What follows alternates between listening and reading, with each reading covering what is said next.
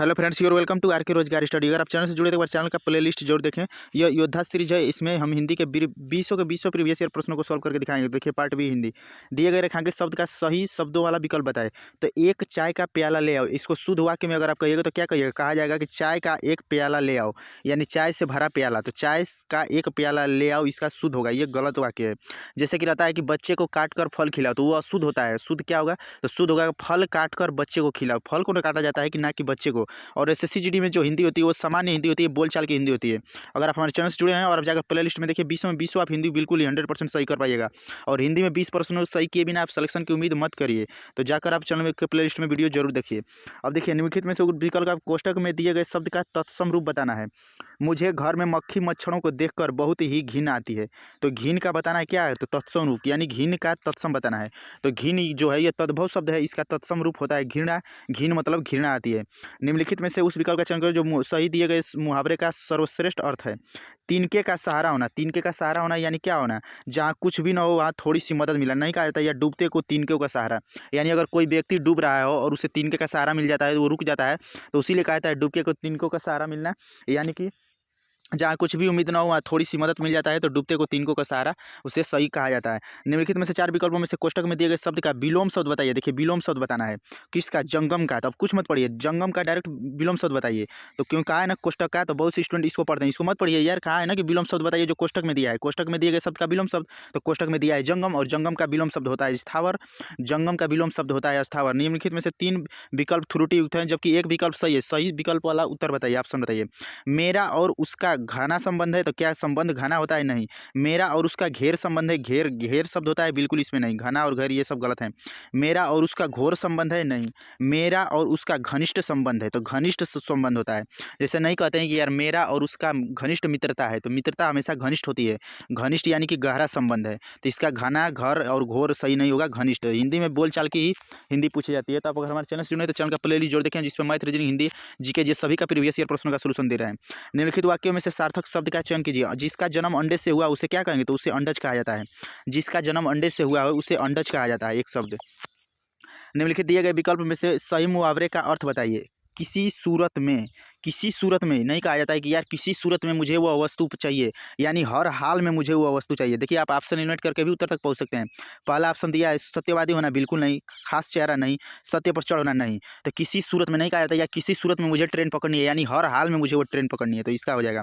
दिए गए वाक्य में देशज विदेशज शब्द का चयन कीजिए, यानी देशज विशेषज शब्द बताना है।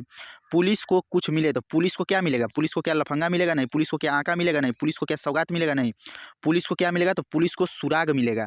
सुराग मतलब नहीं कहा जाता है कि यार उस सबूत। सुराग मतलब क्या हो जाएगा? तो शुरू का मतलब हो जाएगा सबूत। पुलिस को सुराग मिले यानी कि सुराग मिले यानी कि सबूत मिल गए। तो पुलिस को क्या मिलेगा? तो पुलिस को सबूत मिलेगा, जिसे सुराग कहा जाता है। निम्नलिखित में से उस विकल्प का चयन करें जो शब्द के पर्यायवाची शब्द है। कोष्टक में दिए गए शब्द का पर्यायवाची, तो अब कुछ मत पढ़िए, डायरेक्ट पढ़िए। कोष्टक में क्या दिया है? फसल। अब फसल का ऑप्शन में देखिए कौन सा पर्यायवाची, तो फसल का क्या खंग होगा? नहीं। खसीस होता है? नहीं। आखू नहीं। तो खीरमन फसल का पर्यायवाची शब्द होता है। ये प्रश्न थोड़ा सा मॉडरेट माना जा सकता है।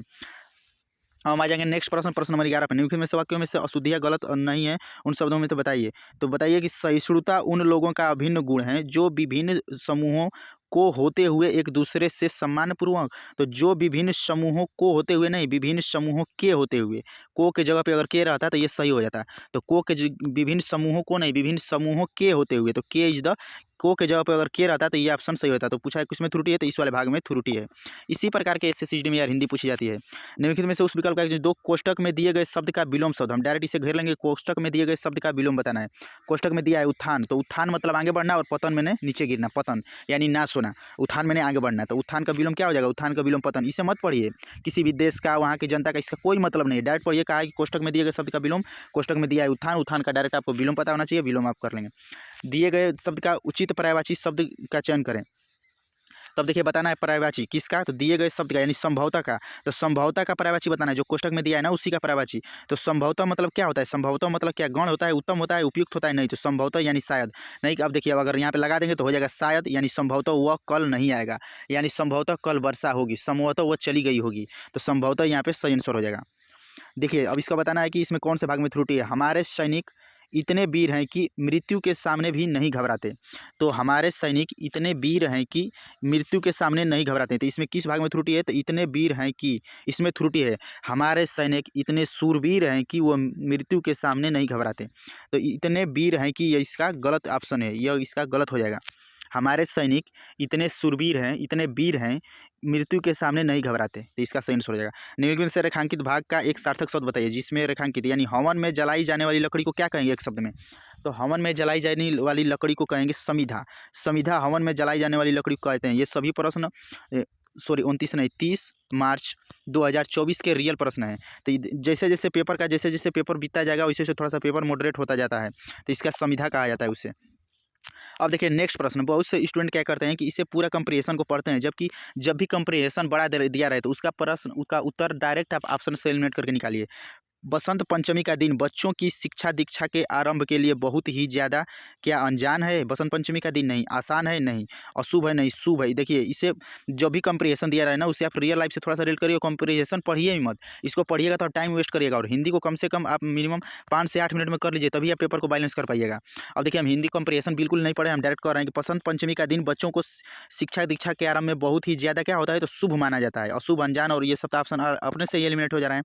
अब देखिए दूसरा प्रश्न इसी का माना जाता है, इस दिन से शिक्षा प्रारंभ होने से बच्चे ज्ञानवान बनते हैं और क्या होते हैं? तो बच्चे ज्ञानवान बनते हैं और क्या बच्चे अज्ञानी होती है? नहीं। ज्ञान खानपान होती है? नहीं। शक्ति क्षीण नहीं। ज्ञान के बारे में बात हो रहा है। तब माना जाता है कि इस दिन से शिक्षा प्रारंभ होने से बच्चे ज्ञानवान बनते हैं और बुद्धि तीव्र होती है, यानी उन बच्चों की बुद्धि जो है वो तेज होती है, यानी कि तीव्र बुद्धि होती है। देखिए ऑप्शन एलिमिनेट करके आप डायरेक्ट उत्तर कर रहे हैं, उत्तर तक पहुँच जा रहे हैं। कंप्रीहेंशन पढ़ने का कोई ज़रूरत ही नहीं है। क्यों हम टाइम वेस्ट करें कंप्रीहेंशन पढ़ने से जब हमको डायरेक्ट उत्तर मिल जा रहा है। ऐसा लग रहा था कि मानो कि किसी की वाणी नहीं सभी मुख हैं, यानी ऐसा कह रहा है ना कि ऐसा लग रहा था कि मानो वहाँ पे जितने भी लोग हैं किसी की वाणी नहीं, तो वाणी नहीं है तो क्या अचूक होगा? नहीं। बल्ले बल्ले होगा? नहीं। बहुत बड़बड़े होगा? नहीं। बहुत बोलते? नहीं। तो मुख हैं। ऐसा लग रहा था कि मानो किसी की भी वाणी नहीं है। वाणी नहीं है यानी कि वहाँ पे सब लोग मुख हैं। मुख का विलोम होता है वाचाल। मुख यानी कि चुप है। इसका सही आंसर हो जाएगा। नेक्स्ट प्रश्न, इस देवी ने ही समस्त को वाणी प्रदान की है। तो इस देवी ने ही किसको वाणी दी? क्या समस्त जानवर को नहीं, समस्त प्रकृति को नहीं, समस्त देवों को नहीं, तो समस्त प्राणियों को। समस्त प्राणी में जीव जंतु पशु पक्षी सब कुछ आ जाएंगे। तो इस देवी ने ही समस्त प्राणियों को, देखिए प्राणी ही सुटेबल बैठ रहा है तो सभी समस्त प्राणियों को वाणी प्रदान की है। तो आप कंप्रीहेंशन को बिल्कुल पढ़िए मत, इसमें पढ़ने में टाइम वेस्ट मत करिए, डायरेक्ट आप उत्तर तक पहुँच सकते हैं। यह देवी विद्या और बुद्धि की अधिष्ठायी मानी जाती हैं, इसलिए इन्हें क्या कहा जाता है? इन्हें देवी कहा जाता है। देवी कुछ ऑप्शन तक पहुँच इन्हें माता कहा जाता है, इन्हें लक्ष्मी। तो सबसे ऑप्शन अगर देखिए चारों में सबसे सूटेबल, चारों में सबसे सटीक ऑप्शन कौन सा है? तो विद्यायनी। सरस्वती माता को क्या कहा जाता है? तो उन्हें विद्यादायिनी कहा जाता है। तो कहा है ना कि यह देवी विद्या और बुद्धि की अष्टदायी है, इसीलिए इन्हें क्या कहा जाता है? तो इन्हें विद्यादायिनी यानी विद्या देने वाली कहा जाता है, क्योंकि यह विद्या और बुद्धि देती है, कहा ही है। तो इस प्रकार ये देखिए सबसे सूटेबल फोर्थ वाला सेकंड ऑप्शन है। तो बिना कंप्रीहेंशन पढ़े ही हम देखिए हिंदी के प्रश्नों को कर लिए। तो अगर आप चैनल से जुड़े तब चैनल पर जाइएगा तो देखिए हम DBPST 2024 का एग्जाम खुद क्वालिफाई किए हैं, तो आप जाकर हमारा स्कोर कार्ड सब कुछ देख सकते हैं और प्रीवियस ईयर प्रश्न का हम सोल्यूशन दे रहे हैं। तो आप चैनल से जुड़े हैं तो जाकर देखिए math, reasoning, Hindi, GK, GS सभी का। अगर आप हमारे चैनल से जुड़े हैं तो आप 70 में 80 में 70 प्रश्न आराम से सही कर लीजिएगा।